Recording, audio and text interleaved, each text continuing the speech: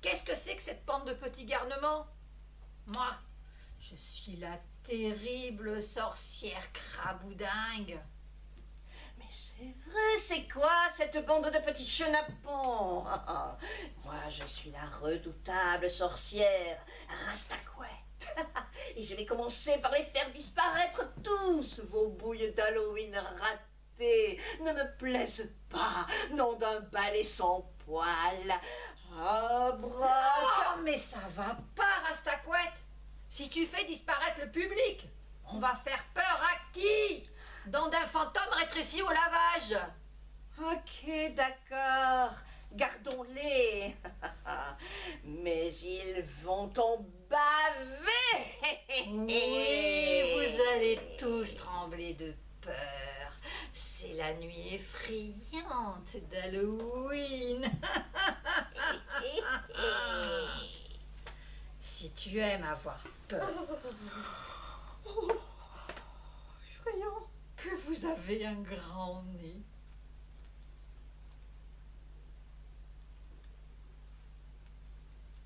Que vous avez un grand nez. C'est pour mieux te sentir, mon enfant.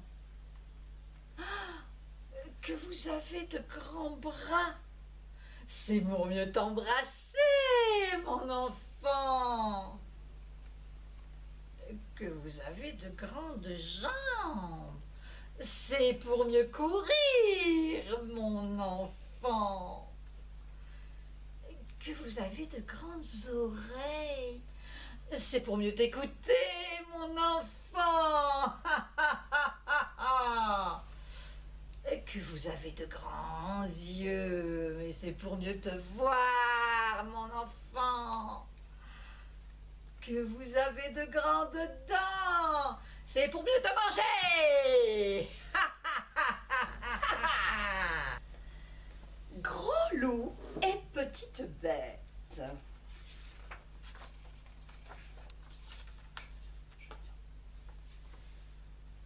Dans la forêt, il y a une grotte. Dans la grotte, il y a une petite bête. Cette petite bête ne quitte jamais sa grotte, car dehors il y a... Gros loup! Sors de ta grotte, petite bête. Viens jouer avec moi, dit Gros loup. Je suis sûre que nous serons les meilleurs amis du monde. Non, merci, répond la petite bête. J'ai déjà 2 meilleures amies et elle ne bouge pas de sa grotte. Les jours suivants, Gros loup est toujours là. Sors de ta grotte, petite bête. Viens jouer avec moi. Tu dois terriblement t'embêter là-dedans. Non, merci, répond la petite bête. Seules les bêtes embêtantes s'embêtent et elle ne bouge pas de sa grotte. Gros loup ne s'éloigne jamais, même pour dormir. Mais la petite bête ne sort pas. Elle ne veut ni grimper aux arbres, ni jouer au ballon, ni cueillir des fleurs, ni nourrir les oiseaux. Sors de ta grotte, petite bête. Viens manger avec moi, dit Gros loup. J'ai très faim. Pardon, tu dois avoir très faim. La petite bête hume l'air. C'est vrai que j'ai un peu faim, dit-elle. Ça tombe bien, dit Gros loup. J'ai un délicieux donut pour toi. Sors de ta grotte et viens le chercher. Est-ce qu'il y a des vermicelles arc-en-ciel?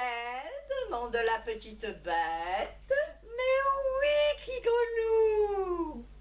Et lentement, doucement, de la grotte te sort. Gros ours! J'adore les donuts, s'exclame-t-il. Mais j'ai encore un petit creux. Sors de ta grotte, ta petite bête. Viens jouer avec moi, dit Gros ours. Je suis sûr que nous serons les meilleurs amis du monde. Comment ratatiner les sorcières qu'on voit venir? Elles ont les doigts crochus, le dos bossu, la voix grinçante comme une grille rouillée, de petits habits noirs et un chapeau pointu, mais moins que leur nez turlututu. Pas de doute, ce sont les sorcières. Préviens-les que tu les as reconnues et que tu ne les laisseras pas faire. Un peu de poivre dans le nez les fera reculer. Les sorcières volent sur leur balai en ricanant. Attrape l'aspirateur, grimpe vite dessus et démarre en trombe. Elles ne pourront jamais te rattraper.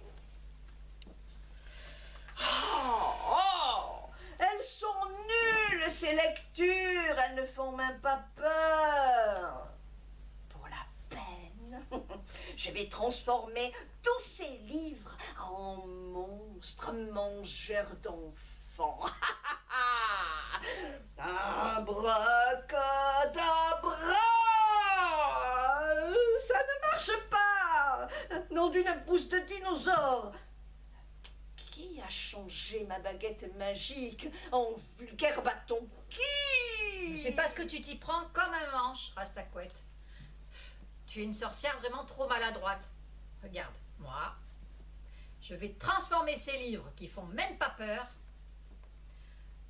en dragons, mangeurs d'enfants. Abracadabra!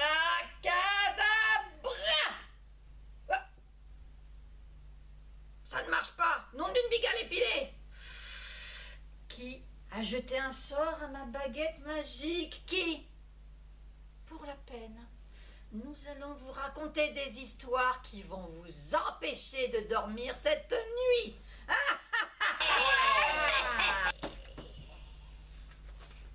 Le piratosaure et le dragon.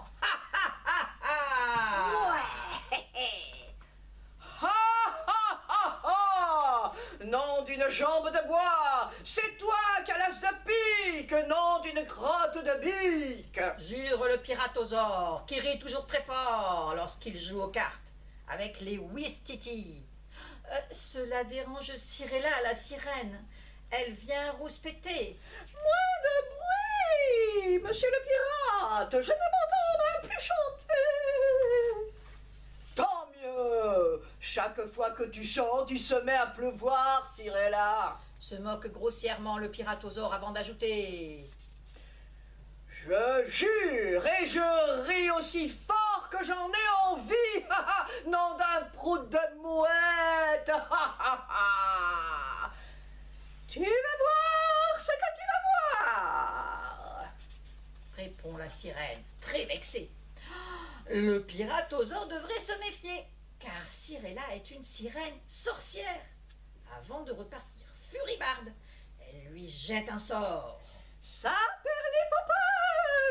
chaque fois que tu jureras, il y aura tempête et autres calamités. Rigole le piratosaure. Nom d'un poulpe en slip, Jure-t-il alors qu'un chevalier arrive au grand galop avec un message urgentissime de l'amiral Victor. Aussitôt, le vent se met à souffler et le ciel s'assombrit de noirs nuages. C'est le commencement du sortilège de Cirella. Une pluie torrentielle se met à tomber et le piratosaure doit aller se réfugier dans sa grotte pour lire la lettre de l'amiral Victor. Mon cher ami pirate, Écrit l'amiral Victor. Je suis actuellement aux prises avec un épouvantable dragon qui terrorise mes troupes. C'est un dragon géant qui s'appelle Zelvegor. Sa cuirasse est si épaisse qu'elle fait ricocher les balles. Même les boulets de canon rebondissent dessus. Help! J'essaie d'empêcher ce monstre d'approcher le château de votre bonne amie, la reine d'Angleterre, qui m'a confié cette mission. Help! Help! J'ai besoin de vous, Piratosaur. Par la maudite moustache du capitaine Castagnette, je m'en vais lui tailler les ailes.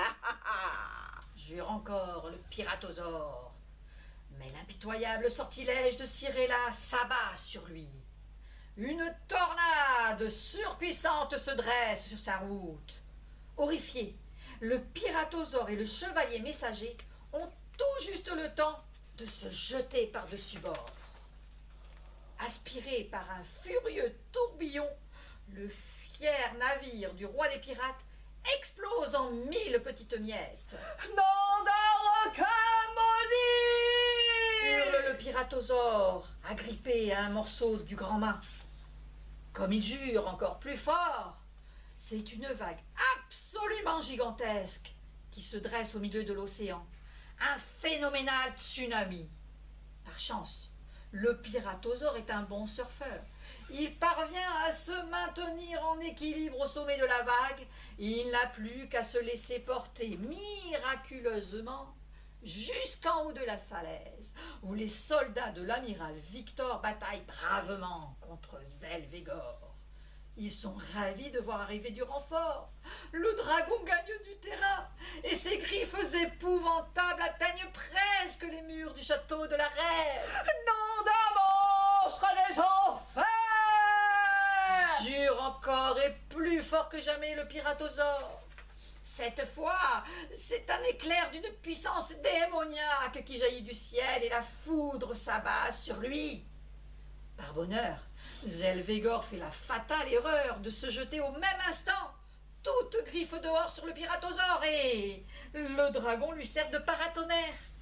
Une décharge d'1 milliard de volts jette le méchant monstre à terre.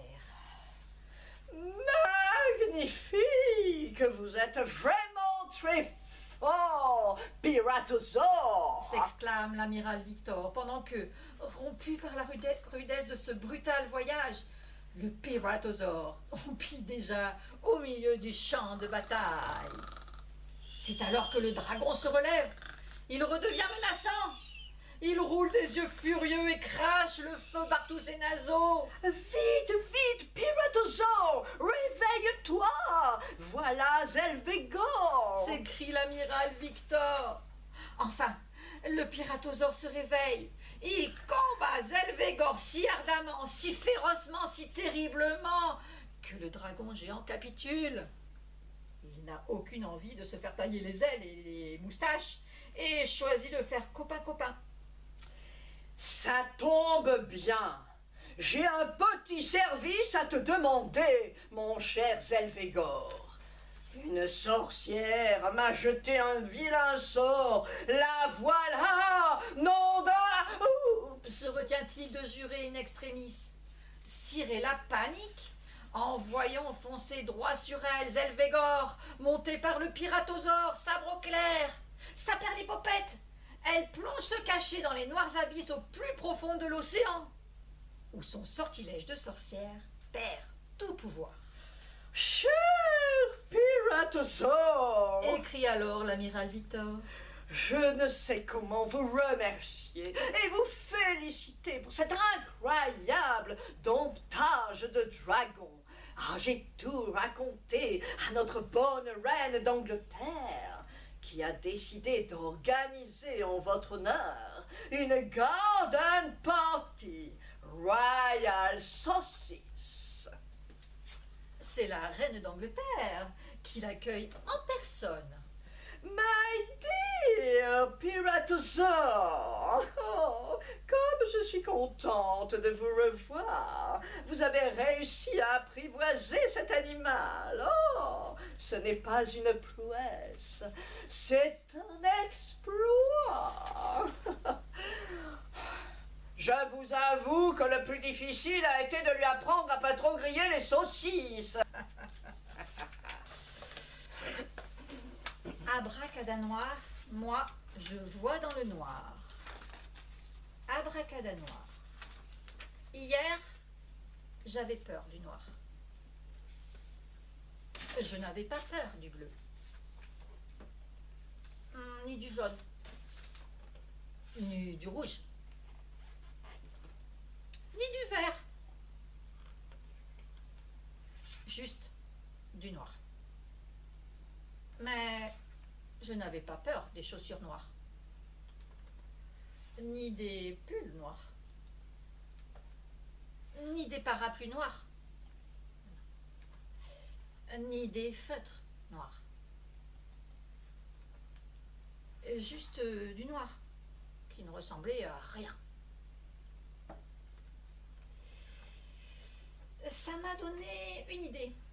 Il fallait transformer le noir en quelque chose. Alors, le soir, dans le noir, je me suis entraînée. Dans le noir, j'ai vu un rouleau de réglisse. Une famille de lapins noirs. Un éléphanteau. Des dinosaures. Des bateaux.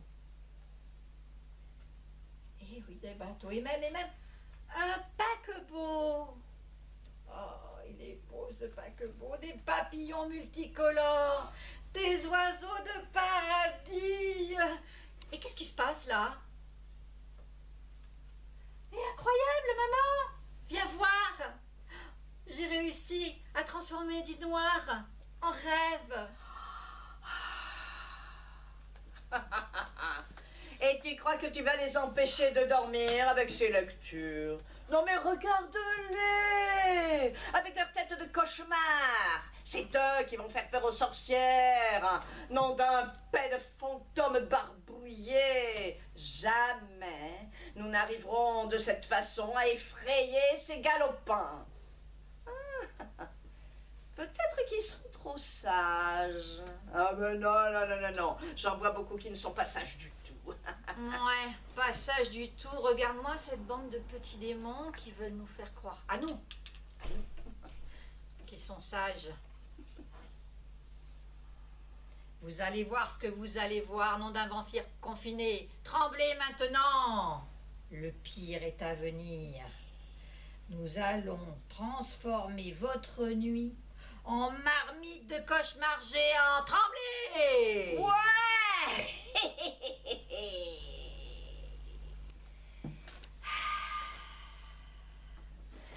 Lou, y es-tu?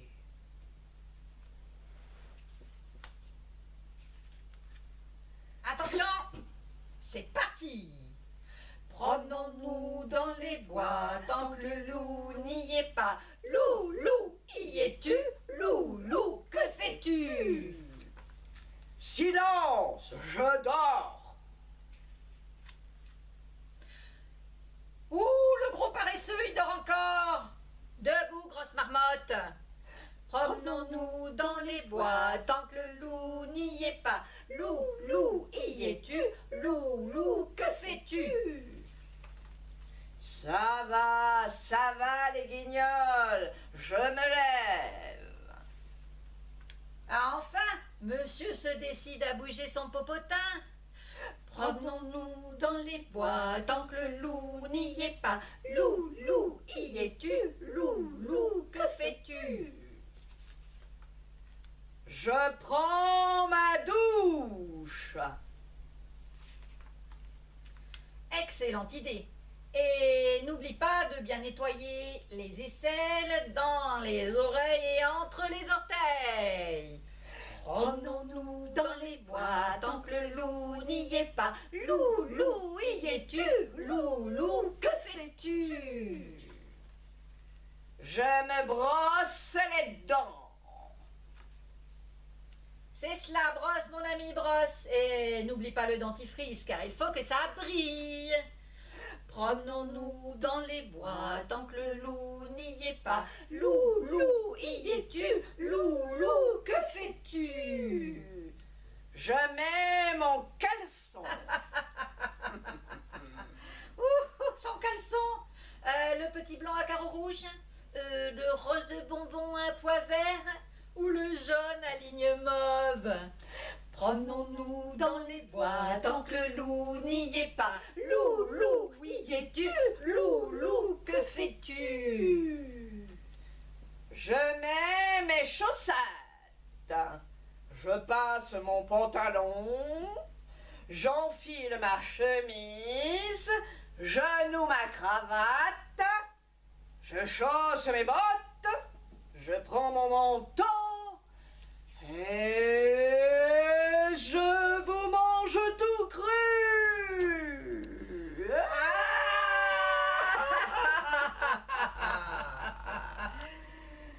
Alors maintenant, comment ratatiner les sorcières qui font la sarabande? La nuit, elles vont au bal des sorcières et dansent toutes ensemble dans un bruit de folie. N'aie pas peur, elles ne s'occupent plus de toi. Profites-en pour t'amuser toi aussi avec tes amis. Renverse leurs potions, découpe leurs capes noires et envoie dans les flammes leurs balais et grimoires. Les sorcières verront soudain le feu d'artifice, mais ne pourront plus provoquer de maléfices. Elles resteront toutes bêtes, sans leurs baguettes, et s'enfuiront, dépitées, pas prêtes à refaire la fête. Si tu en as encore une dans le placard à balai, referme vite la porte. Et si tu en as encore une cachée dans cette image, referme vite le livre, elle sera écrasée, clac, d'un coup. La nuit, dans mon lit. La nuit dans mon lit, quand je m'endors seule dans le noir, parfois, j'ai peur. Si j'entends un bruit, je frémis. Qu'est-ce que c'est? Serait-ce les 8 pattes velues d'une araignée qui pianoterait sur les lattes du plancher? Ou bien un monstre aux doigts crochus qui du placard chercherait à s'échapper? Ou un effrayant hibou dont le lointain ululement percerait mes tympans? Ou peut-être un brigand, un voleur, qui sans aucune frayeur s'introduirait chez moi, embarquant ma tirelire sous son bras? Ou ce portrait intimidant, accroché dans l'escalier, et dont je redoute en l'observant que ses yeux se mettent à bouger. Ou un esprit malin, un fantôme un peu taquin, qui s'abuserait à m'effrayer en allumant la télé? Ou un dangereux chevalier, un peu furieux et très armé, qui déboulerait dans notre appartement, égaré dans les couloirs du temps. Ou pourquoi pas une sorcière, vêtue de cape et chapeau ultra pointu, qui n'aurait rien d'autre à faire que venir ici ramasser la poussière. Ou serait-ce ce robot d'une planète tout là-haut qui semblerait persuadé de devoir tous nous écraser? Ou pire encore, un chat géant miaou, qui sans relâche arpenterait les rues à la recherche de viande crue à déchirer à pleines dents. Mais finalement, rien de tout cela n'est arrivé. Ni araignée, ni monstre, ni hibou, ni voleur, ni portrait, ni fantôme, ni guerrier, ni sorcière, ni robot, ni chat, miaou, ne sont venus me menacer. Sans m'en apercevoir, je me suis endormie. Au matin, papa m'a réveillée et m'a dit « Tu vois mon grand finalement, je crois que ce qui effraie n'existe nulle part ailleurs que dans les yeux de celui qui a peur. » Dis-moi, Craboudingue, maintenant que nous avons fini et que le public tremble de peur, nous pouvons tous les faire disparaître. J'en ai trop marre de voir leur museau de vampire aux dents de lait. Ah, tu as raison, il est temps de se débarrasser de ces petits garnements. Oh, moi aussi, j'en ai marre, ça perd les mouchettes, de voir leur bouille d'Halloween ratée. Et puis profitons-en aussi pour faire disparaître tous ces livres-là qui sentent le moisi. Ouais. Abracadabra!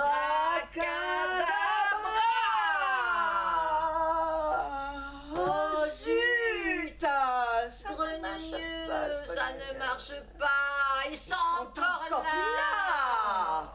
Bon, mais laissons tomber. On n'a plus qu'à changer de boulot.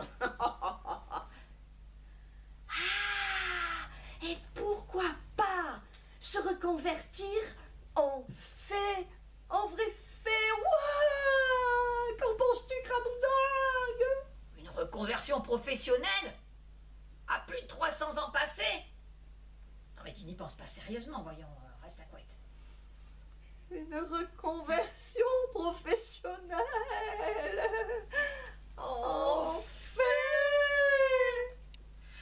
Même pas peur. On va commencer par faire une bonne action pour devenir de vraies fées. On va transformer tous ces crapauds, vers et araignées en cadeaux. Mais qu'en penses-tu, Craboudingue? Oui, tu as raison. Ça me donne une idée. Si on les transformait en jeux, en diplômes, en bonbons. Abracadabra! Oh, Ça marche. on est de vraies fées. fées. Oh. Voilà. Au revoir, petit garnement. Gentils petits enfants. Au revoir, les gentils enfants. Gentils petits enfants. Au revoir. À bientôt à la Ludomédia.